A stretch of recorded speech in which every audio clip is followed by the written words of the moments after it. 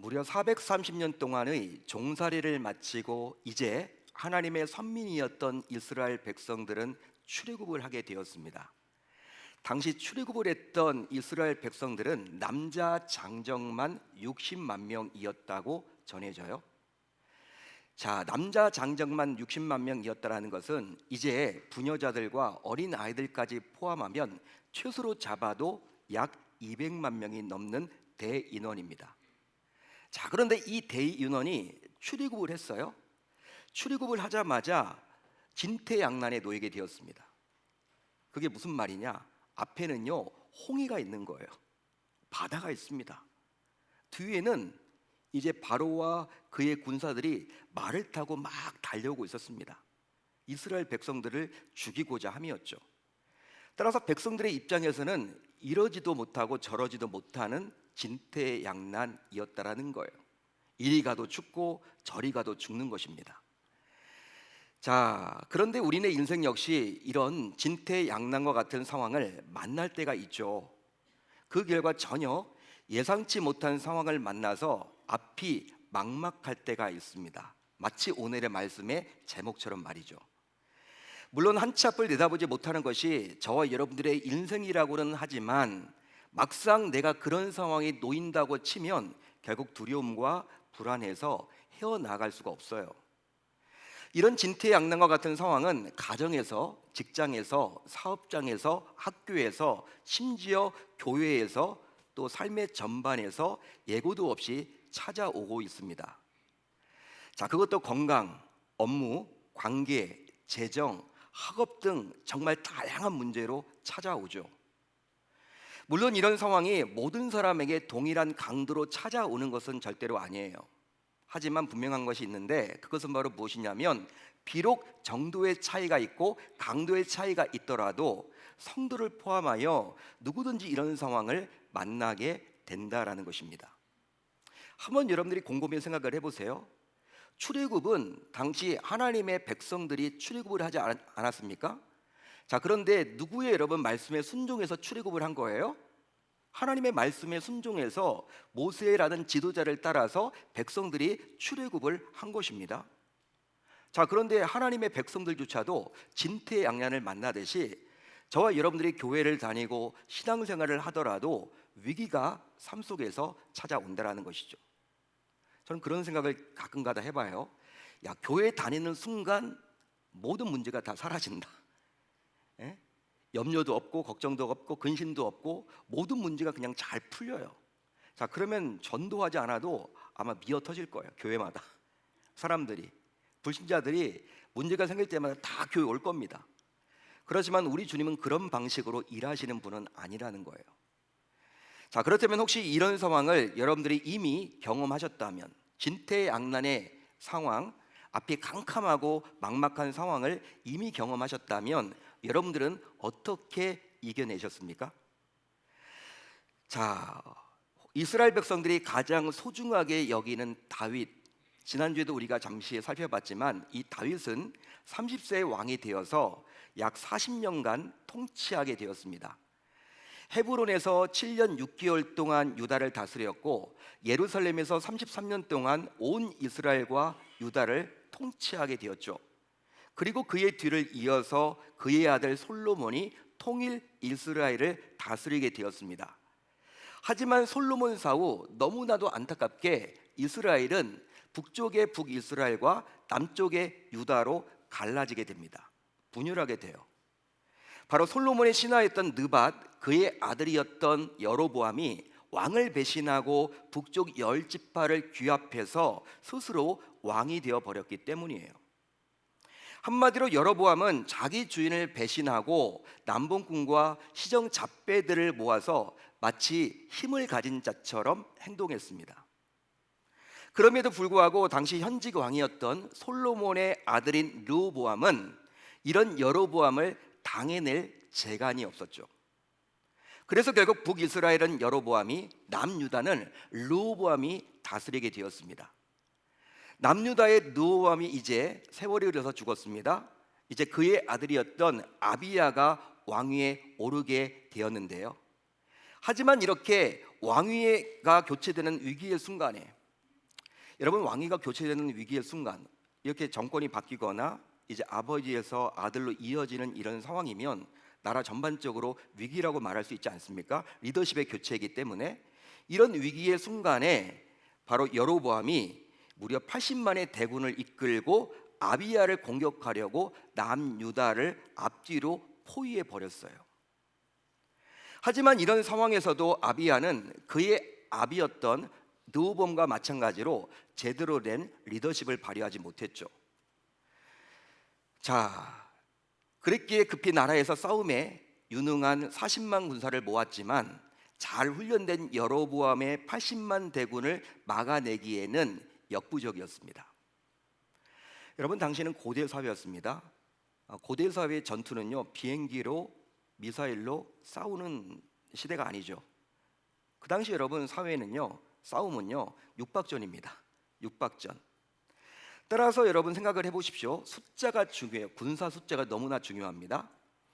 그러기에 40만 명 대 80만 명의 싸움이었기 때문에 이 전쟁은 그 누가 보아도 잘 조련된 80만 명으로 무장한 여로보암의 승리가 당연한 것처럼 보여져요. 한번 여러분들이 생각을 해보라고요. 40만 명과 80만 명이 1대1로 붙게 되면 어떻게 되겠습니까? 당연히 여러분 숫자가 많은 측이 이길 수밖에 없는 상황이겠죠. 더군다나 당시 아비야는 겨우 유다의 왕이 된 상태였고 이제 국군 통수권자가 되었지만 리더십이 약한 상황이었지만 여로보암은요 북이스라엘을 18년 동안 다스렸기 때문에 리더십 여러분 굉장히 컸습니다. 굉장히 중요하거든요. 군 통수권자로서 리더십이 있는 거죠. 따라서 당시 유다는 최대 위기를 맞이했다고 말할 수 있는 거예요. 하지만 안타깝게도 아비야와 그가 이끈 유대 군사는 뾰족한 방법이 없었습니다. 이러지도 못하고 저러지도 못하는 상황이었죠. 자, 그런데 오늘 말씀 6절을 보세요. 오늘 말씀 16절을 보십시오. 어떻게 나와 있습니까? 이렇게 기록이 되어 나옵니다. 놀랄만한 말이 기록되어 나오죠. 이스라엘 자손이 유다 앞에서 도망하는지라 라고 나옵니다. 이스라엘 자손이 유다 앞에서 도망쳤다. 그리고 17절에서 18절을 보면 또 이렇게 나와 있죠. 아비야와 그의 백성이 크게 무찌르니 이스라엘이 택한 병사들이 죽임을 당하고 엎드러진 자들이 50만 명이었더라. 그때 이스라엘 자손이 항복하고 유다 자손이 이겼으니 라고 나오고 있어요. 더군다나 아비야는 도망하는 여로보암을 쫓아가서 그의 여러 성읍들을 빼앗고 다시는 여로보암이 강성하지 못하게끔 만듭니다. 여러분, 이것이 어찌된 일일까요? 이런 일이 가능한 일입니까? 한번 여러분들이 이성을 동원해서 생각을 해보십시오. 이게 정말 가능한 일인가요? 40만 명의 군사가 잘 훈련되고 조련되었던 80만 명의 특공대를 상대해서 무려 50만 명을 쳐 죽여버리고 여러 성읍들을 빼앗는 결과를 그 이전에 어느 누가 상상이나 할 수 있단 말입니까? 이게 여러분 가능한 일인가요? 더군다나 전쟁 승리를 호언장담하던 여로보암은 이제 쫓기는 신세가 되어서 결과적으로는 죽음까지 맞이하게 되었으니 이것은 과연 어떻게 설명해야 하는 것일까요? 실제로 아비야가 이런 정도의 인물이었습니까? 이렇게 탁월할 정도의 인물이었나요? 이런 상상할 수도 없는 결과를 만들어낸 아비야를 당시 주변 나라들이 어떻게 바라보며 반응했을까요? 혹시 아비야에게 우리가 몰랐던 숨겨진 무언가 특별한 힘이 있었던 것일까요? 자, 그렇다면 당시 남유다의 아비야는 어떻게 북이스라엘의 여로보암을 상대로 이처럼 큰 승리를 거둘 수 있었던 것일까요? 물론 아비야의 군사적인 전략이나 유다 군사들이 싸움을 잘한 결과는 결코 아니란 말이에요. 자, 그렇다면 무엇 때문일까요? 어떻게 여러분 40만 명밖에 없는 이 아비야가 80만 명이나 준비해서 에워싸고 있는 유다를 에워싸고 있는 이 80만 명의 여로보암 군대를 이겨낼 수 있단 말입니까? 무엇 때문에 이런 일이 가능했던 것이죠? 바로 하나님께서 아비야와 유다 편에서 친히 싸워주신 결과입니다. 자, 오늘 말씀 16절 하반절을 볼까요? 16절 하반절 우리 한번 같이 읽어봅니다. 16절 하반절 시작. 하나님이 그들의 손에 넘기셨으므로. 아멘. 하나님께서 여로보암과 그의 군사들을 아비야가 이끈 군사들 손에 친히 넘기셨어요. 따라서 이 전쟁은 아비야의 승리라기보다는 오히려 하나님의 승리입니다. 믿으시면 아멘. 동의하시면 아멘. 자, 그러면 아비야와 그의 군사는 앞이 캄캄하고 막막한 상황 속에서 어떻게 하나님의 도우심을 받을 수 있었던 것일까요? 여러분 한번 생각을 해보십시오. 앞이 캄캄합니다. 앞이 답답합니다. 지금 진퇴양난에 놓여 있어요. 이러지도 못하고 저러지도 못하는 상황입니다. 삶 속에서 그런 문제가 생기더라도 하나님의 도우심만 받으면 해결될 거 아니에요. 믿으시면 아멘. 여러분, 하나님의 도우심을 받는 게 중요한 거 아닙니까? 그런데 여러분, 하나님은 아무나 도와주는 건 아니란 말이에요. 당시 남유다의 아비야는 그리고 그의 군사들은 앞이 막막한 상황 속에서 어떻게 하나님의 도우심을 받을 수 있었을까? 그 이유는 바로 무엇이냐면 오직 그들은 여호와 하나님만을 의지했기 때문입니다. 오늘 말씀 18절 하반절을 보면 이렇게 나와 있죠. 우리 한번 같이 읽어봅니다. 시작. 이는 그들이 그들의 조상들의 하나님 여호와를 의지하였음이라. 아멘. 그렇습니다. 아비야와 그의 군사가 하나님을 대장으로 삼고 오로지 하나님만을 의지했더니 하나님께서 친히 여로보암과 그의 군사를 치셨고 결국 그들의 손에서 유다를 건져주셨습니다. 할렐루야. 할렐루야. 따라서 아비야와 그의 군사는 오로지 하나님만을 의지해서 절체절명의 위기를 극복하고 심지어 커다란 승리까지 거머쥐는 놀라운 은혜를 입게 된 거예요. 믿으시면 아멘. 동의하시면 아멘. 자, 그렇다면 어떤 식으로 아비야는 하나님을 섬겼던 것일까요? 아비야의 신앙의 특징은 과연 무엇이 있었을까요? 그 부분을 한번 살펴보려고 합니다. 당시 남유다를 이끌었던 아비야는 어떤 신앙적인 특징을 가지고 있길래 그렇게 하나님께서 크게 쓰셨을까? 그 위기 속에서 그를 구해 주셨을까? 한번 살펴보겠습니다. 우선 그는 어떤 상황에서도 하나님 섬기는 일을 소홀히 여기지 않았습니다. 그는 어떤 상황에서도 하나님 섬기는 일을 소홀히 여기지 않았습니다. 자, 오늘 말씀 10절로 11절 좀 길지만 우리 차근차근 천천히 한번 읽어봅시다. 시작. 우리에게는 여호와께서 우리 하나님이 되시니 우리가 그를 배반하지 아니하였고 여호와를 섬기는 제사장들이 있으니 아론의 자손이요 또 레위 사람들이 수종들어 매일 아침 저녁으로 여호와 앞에 번제를 드리며 분향하며 또 깨끗한 상에 진설병을 놓고 또 금 등잔대가 있어 그 등에 저녁마다 불을 켜나니 우리는 우리 하나님 여호와의 계명을 지키나 너희는 그를 배반하였느니라. 여러분, 이 구절은요 지금 아비야가 지금 자신의 나라를 쳐들어왔던 여로보암과 그의 80만 대군을 향해서 믿음으로 선포한 내용이에요. 자, 근데 이 구절을 잘 보시면 아비야는 여호와께서 우리 하나님 되심을 고백하고 있고 하나님을 배반하지 않았음을 알 수가 있는 거죠. 반면에 여로보암은 어떻습니까? 스스로 왕이 된 다음에 하나님을 버렸습니다. 그 결과 하나님을 배신했고요. 그뿐만 아니라 자신이 이끌었던 이스라엘의 10개 지파 백성들이 예루살렘에 가서 하나님의 성전에서 예배드리지 못하도록 하고자 이제 베델과 단에 엄청난 크기의 금송아지까지 세우게 되었어요. 여로보암이 얼마나 악한 왕이었냐면 자기만 하나님을 배반한 게 아니야. 자기가 왕으로 다스렸던 10개 지파의 백성들이 하나님께 나아가서 예배드리는 것을 못 드리게끔 막았습니다. 자기 백성들이 이제 남유다의 수도였던 예루살렘에 가서 예배드린다고 하면요 이제 어떤 마음이 들어요? 불안한 거죠. 다 거기에 그냥 머물까 봐. 수도 예루살렘에 머물까 봐. 여러분, 자신의 그러한 백성들의 숫자가 줄어들까 봐 그게 여러분 겁이 났던 이 여로보암은요 이제 자신들의 백성들이 예배 드린다고 하니까 예루살렘에 못 가게끔 하려고 베델과 단이라는 곳에 두 곳에 엄청난 크기의 금송아지를 세워서 이것이 하나님이다, 여기에 제사 드려라 라고 명을 합니다. 백성들이 그걸 따르는 거예요. 또 희한하죠? 그걸 따라갑니다. 왕의 명령에 순종해서 따라갑니다. 여러분, 그만큼 여로보암은요, 자기 자신만 하나님을 배반한 것이 아니라 자기 백성들조차도 하나님을 떠나게끔 만들었던 장본이었다는 거예요. 한마디로 여로보암은 하나님을 떠나서 오히려 우상을 섬기며 의존했죠.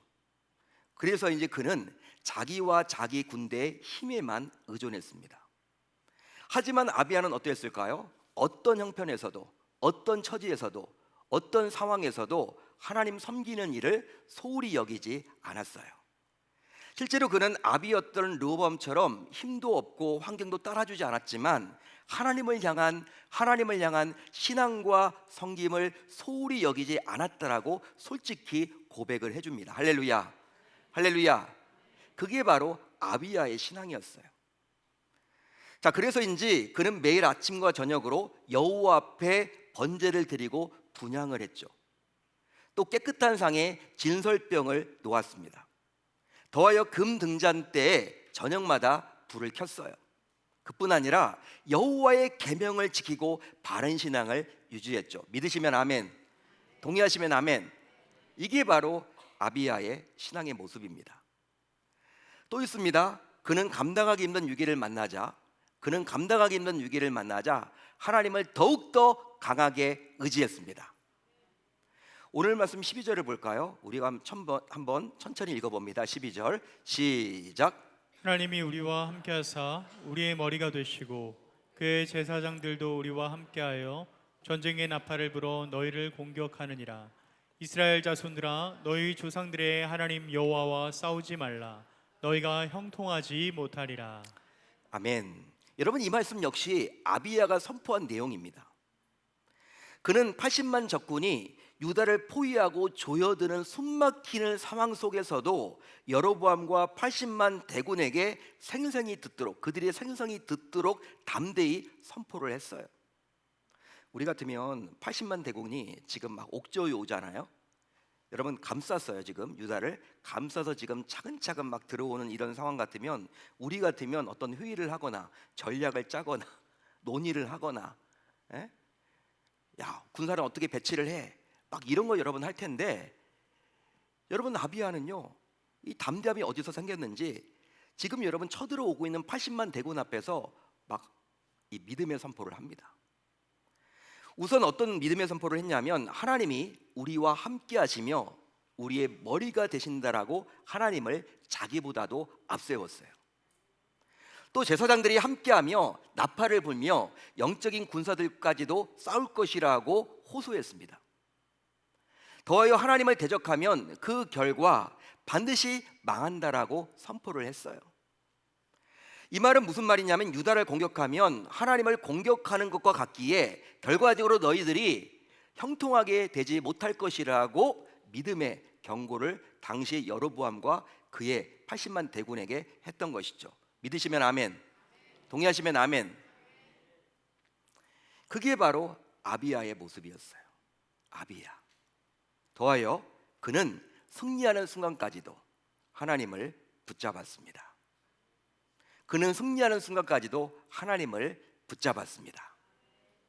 자, 오늘 말씀 18절을 볼까요? 우리 한번 같이 읽어봅니다. 시작. 그때 이스라엘 자손이 항복하고 유다 자손이 이겼으니 이는 그들이 그들의 조상들의 하나님 여호와를 의지하였습니다. 아멘.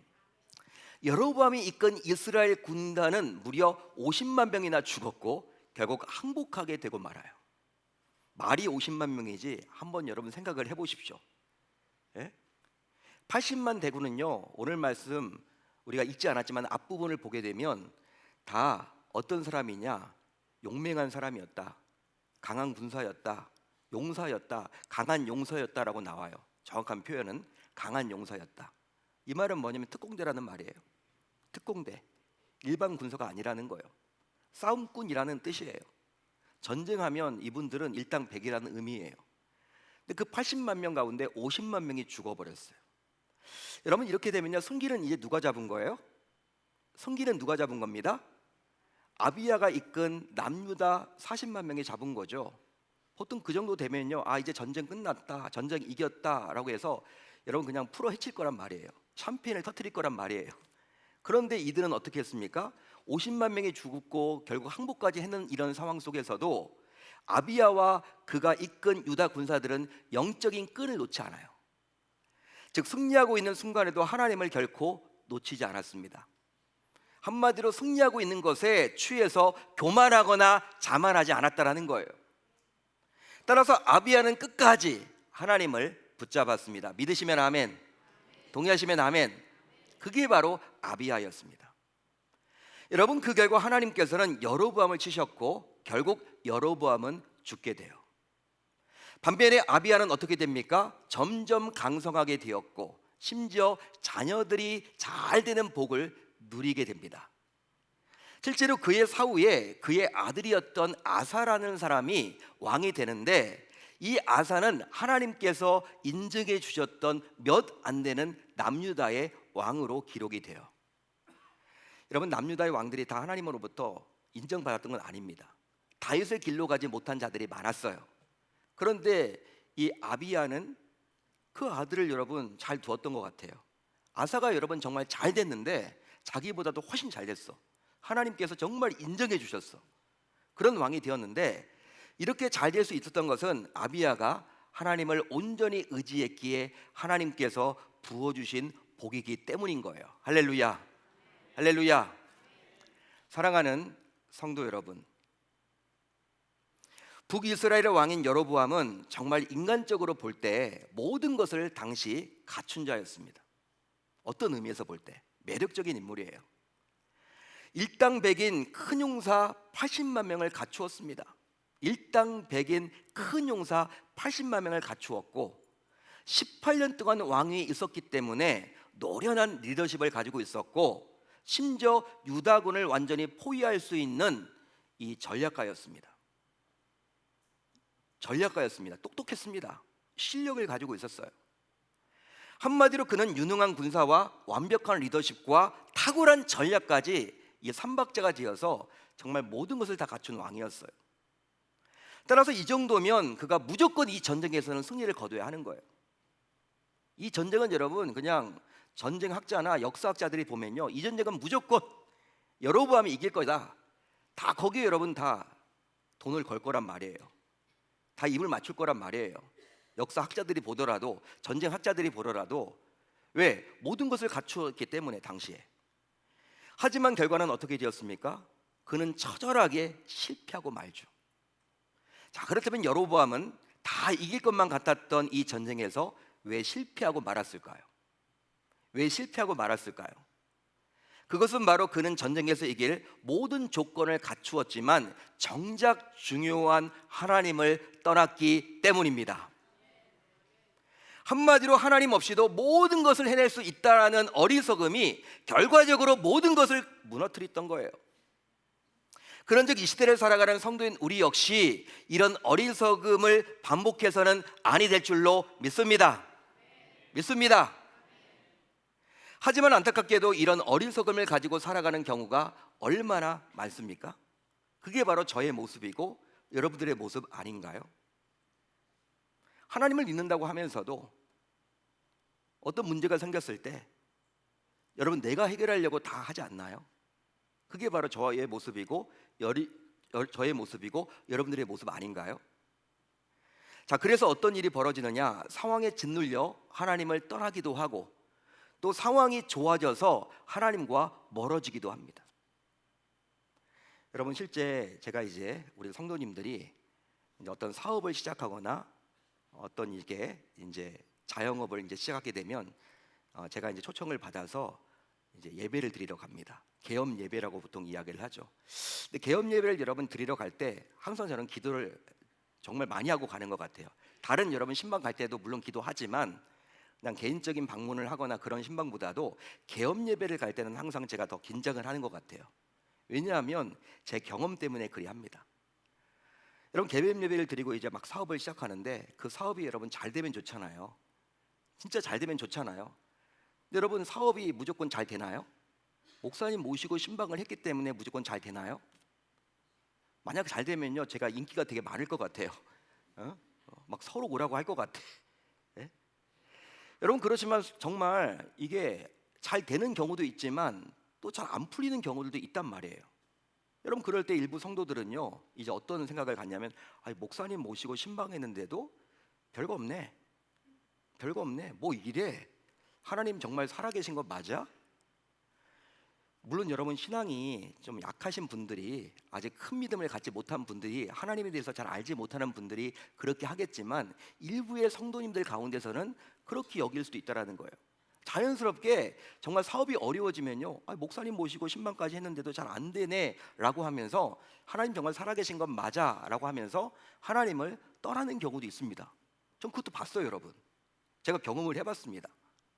또 한 가지, 여러분 그런 경우는 뭐 이제 좀 이해가 되죠. 이분이 좀 신앙이 약하구나, 신앙이 좀 약해서 그럴 수도 있겠다라고 좀 이해가 되는 면이 있는데, 또 어떤 경우가 있냐면 예배를 드리고 신방을 했는데 사업이 너무 잘 돼. 너무 잘 돼. 만날 때마다 어때, 사업 잘 되세요? 가게 잘 되세요? 라고 물어보면 목사님 미어 터져요, 미어 터져요. 사람들이 너무 많이 와요. 제가 일손이 지금 막 어떻게 해야 될지 모르겠어요. 여러분 돈 버는 재미가 생기는 거예요. 돈 버는 재미가. 그러다 보면 여러분 자기가 잘해서 자기의 노력으로, 자기의 경험으로, 자기의 스킬로 자기가 여러분 열심히 했기 때문에 그렇게 사업이 잘 됐다라고 교만하게 되고 착하게 되어서 하나님과 멀어지는 경우들도 생긴다라는 거예요. 여러분 이게 바로 우리들의 모습 아닌가요? 그러니까 잘 돼도 하나님과 멀어져, 어려워져도 하나님을 떠나. 이걸 어떻게 해야 될까? 이게 바로 우리들의 모습이라는 겁니다. 그러기에 자기의 생각과 뜻대로 무조건 될 수 있다라는 어리석음을 버리지 못하게 되면 결국 모든 것이 무너질 수도 있는 것입니다. 따라서 성도인 우리 모두 이제 여로보암의 길로 가서는 아니 되겠죠. 실제로 여로보암 사후 유다 왕들을 평가할 때 그릇된 길로 가는 왕들을 향해서 하나님께서는 여로보암의 길로 갔다라고 이야기를 해요.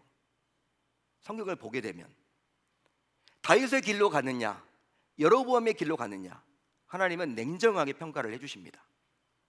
그러기에 이제부터 여로보암의 전철을 밟아서는 아니 될 줄로 믿습니다. 자, 그러면 현재 이 말씀을 듣는 여러분들 가운데 혹시 앞이 막막한 분이 계십니까? 앞이 캄캄한 분이 계셔요? 진퇴양난에 빠져 있는 분들이 계십니까? 동쪽으로 가도 서쪽으로 가도 남쪽으로 가도 북쪽으로 가도 사방이 다 막혀 있는 분들이 계십니까? 그렇다면, 계신다면 무엇 때문에 그런 진퇴양난을 만나게 되었습니까? 어떤 문제입니까? 만약 앞이 막막한 분들이 계신다면 하나님을 더욱더 의지해 보십시오. 하나님을 더욱더 의지해 보십시오. 찬송가 543장 어려운 일 당할 때의 찬송의 가사처럼 어려운 일 당할 때 나의 믿음 적으나 의지하는 내 주를 더욱 의지합니다. 더욱 의지합니다의 찬양의 가사처럼 한번 해보는 거예요. 왜냐하면 어두운 밤을 지날수록 빛 대신 하나님을 찾아야 살 길이 열리기 때문입니다. 여러분 오늘 말씀과 병행 구절인 열왕기상 15장을 보게 되면 아비야는 썩 그리 좋은 왕으로 나와 있지 않아요. 그의 아비였던 르호보암의 길로 갔다라고 나와 있고, 르호보암이 좀 이렇게 솔로몬 사후에 르호보암이 막 우상도 숭배하고 막 그랬거든요. 여러분 그런 것들을 회파시키지 못하고 그냥 따라갔던 왕이 바로 이 아비야였습니다. 별로 좋은 왕으로 그려놓고 있지 않아요. 하지만 아비야가 위기를 만나서 앞이 막막해졌을 때 하나님을 의지했더니 하나님께서는 적극적으로 그의 편이 되어 주셨습니다. 그 이유가 있겠죠. 그것은 바로 무엇이냐면 하나님께서 자신이 다윗과 맺은 언약을 지켜주시기 위함이었어요. 믿으시면 아멘, 동의하시면 아멘. 이 말을 우리의 삶으로 적용해 보면요, 그런즉 성도인 우리가 100% 무언가 잘했기 때문에 하나님이 도와주시기보다는 우리가 하나님 앞에 섰을 때 너무나 부족하고 너무나 민망하고 어떨 때는 하나님 앞에 서지도 못할 것처럼 많은 죄를 짓고 살아가는 경우가 많이 있더라도 우리가 하나님께 의지하고 나아갈 때 하나님은 도와주십니다. 할렐루야, 할렐루야.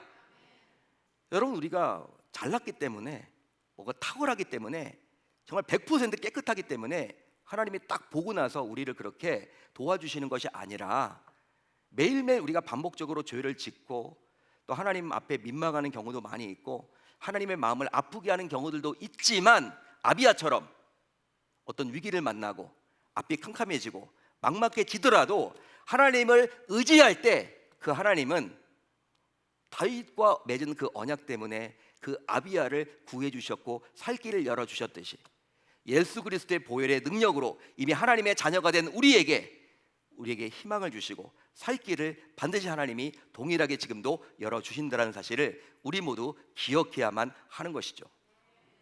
자, 그렇다면 이제 성도인 우리는 아비야처럼 되기 위해서 무엇을 다짐하고 결단하면 좋을까요? 먼저 평소에 신앙관리를 잘해 봅시다. 잘해 봅시다. 365일 24시간 매일매일 신앙관리에 힘을 써야 하는 것이죠. 어제 낮에 우리 집사님 한 분이 이제 교회에 오셨더라고요. 요즘에 이제 다음 세대 수련회와 성경학교 때문에 아마 학부모로서 아이를 데려온 것 같아요. 집사님이 건강이 좋지 못하시니까 요즘에 어떻게 지내시냐라고 제가 이제 여쭤봤어요. 그랬더니 이제 식이요법을 이제 동원해야 되고, 남자 집사님이셨는데 이제 식단 조절을 해야 된다, 식단 관리를 하고 있다라고 이야기를 하시더라고요. 아무거나 먹지 못한대요. 아무거나. 이제 몸 관리를 해야 되는 거죠. 의사가 이제 처방해 준 약도 먹지만 이제 집에서도 여러분 음식 조절을 해야 된다라는 거예요. 여러분, 육의 건강을 위해서 우리가 식단 조절을 하듯이 우리가 어떤 상황에서도 365일 24시간 우리 영을 위해서는 식단 조절뿐만 아니라 바로 신앙 조절, 신앙 점검, 신앙 관리에도 힘써야만 하는 것입니다. 또 위기 앞에서 신앙의 끈을 더욱 조여봅시다. 조여봅시다. 앞이 막막한 문제를 만났다면 무조건 교회에서 멀어지는 것부터 우리가 생각을 하는데, 그렇게 하지 마시고 이제 오히려 신앙의 끈을 바짝 조여야만 하는 거예요. 더 나아가 다소 미련할 만큼 하나님을 의지해 봅시다. 의지해 봅시다. 그래서 인생의 반전과 역전을 몸소 체험하는 성도인 우리 모두가 되어야 할 줄로 믿습니다. 믿습니다. 그런즉 이제 문제가 생길 때만 하나님을 찾지 마시고 성도인 우리 모두 평상시에 예배를 소홀히 여기지 맙시다. 특히 무더운 여름철을 맞아 휴가들 많이 가시는데 가십시오. 안전하게 은혜롭게 잘 다녀오십시오. 하지만 휴가를 가느라 정작 중요한 하나님께 예배 드리는 것이 뒷전으로 밀려서는 아니 되겠죠. 휴가를 가시더라도 근처 교회를 꼭 찾으셔서 예배 드리시면 좋을 것 같아요. 하나님은 우리의 중심을 보시기 때문에. 생각을 해보세요. 하나님 입장에서 여러분, 우리가 휴가를 갔어. 어딘지도 잘 모르는 그곳에 가서 막 교회를 찾아다니면서 예배를 딱 1시간 드렸을 때 하나님이 여러분들, 누구누구는 그래도 예배를 이렇게 소홀히 여기지는 않는 거구나, 여러분 인정해 주지 않을까요? 제가 하나님이라도 정말 그 영혼이 정말 귀하게 여길 것 같아요. 그게 우리 주님의 마음 아닐까요? 그리함으로 앞이 막막했던 아비야가 하나님의 손길로 위기를 극복했듯이 성도인 우리 역시 앞이 캄캄하고 막혀 있더라도 하나님의 일하심을 경험할 수 있어야 할 줄 우리 주님의 이름으로 축원합니다. 축원합니다. 여러분, 동서남북이 다 막혀 있을 때 우리가 쳐다봐야 할 곳은 하늘이에요. 사람이 아닙니다. 하늘을 쳐다보면 하늘문이 열려져 있고 그곳에 하나님이 계시죠. 여러분들이 위기를 만났을 때, 어려움을 만났을 때, 앞이 캄캄할 때, 앞이 막막할 때 여러분 이제 어떻게 하시겠습니까? 아비야처럼 우리 모두 하나님을 의존했더니, 하나님께 매달렸더니 하나님이 예수 그리스도와 맺은 그 언약으로 인해서 우리들을 구원해 주셨고 우리를 자녀 삼아 주셨고, 이미 우리가 하나님의 자녀가 된 우리에게 우리가 설령 죄를 많이 짓고 살더라도, 하나님 앞에서 떳떳하게 살지 못하더라도 하나님이 우리들에게 살 길을 열어주지 않겠습니까? 이런 말씀이 오늘 저와 여러분들에게 주시는 레마임을 기억하시고 어떤 위기를 만나더라도 승리하는 저와 여러분들이 다 되실 수 있기를 바랍니다.